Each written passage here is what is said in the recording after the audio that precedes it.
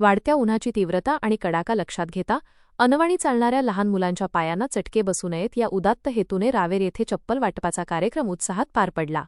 सामाजिक बांधिलकी जपत महाराष्ट्र राज्य पत्रकार संघ, राज्य कार्यकारिणी सदस्य तथा उत्तर महाराष्ट्र संघटक आणि दैनिक लोकशाहीचे प्रतिनिधी माननीय श्री विनोद रामचंद्र कोळी, शिवाभाईजी यांच्या हस्ते लहान मुलांना चपलांचे वाटप करण्यात आले। सध्या उन्हाचा पारा दिवसेंदिवस वाढत आहे। अशा परिस्थितीत अनेक गोरगरीब कुटुंबातील लहान मुले अनवाणी फिरताना दिसतात। कोवळ्या पावलांना दिलासा मिळावा या उद्देशाने या विशेष सामाजिक उपक्रमाचे आयोजन करण्यात आले होते। या कार्यासाठी खानदेशचे सुप्रसिद्ध ब्लॉगर तथा एमजे मार्केट बस स्थानकासमोर असलेले श्रद्धा सबुरी बूट हाऊसचे संचालक चिन्मय तुषार रामचंद्र कोळी यांचे विशेष सहकार्य लाभले। विनोद रामचंद्र कोळी यांच्या या पुढाकाराचे आणि सामाजिक जाणीवेचे परिसरात सर्वत्र कौतुक होत आहे।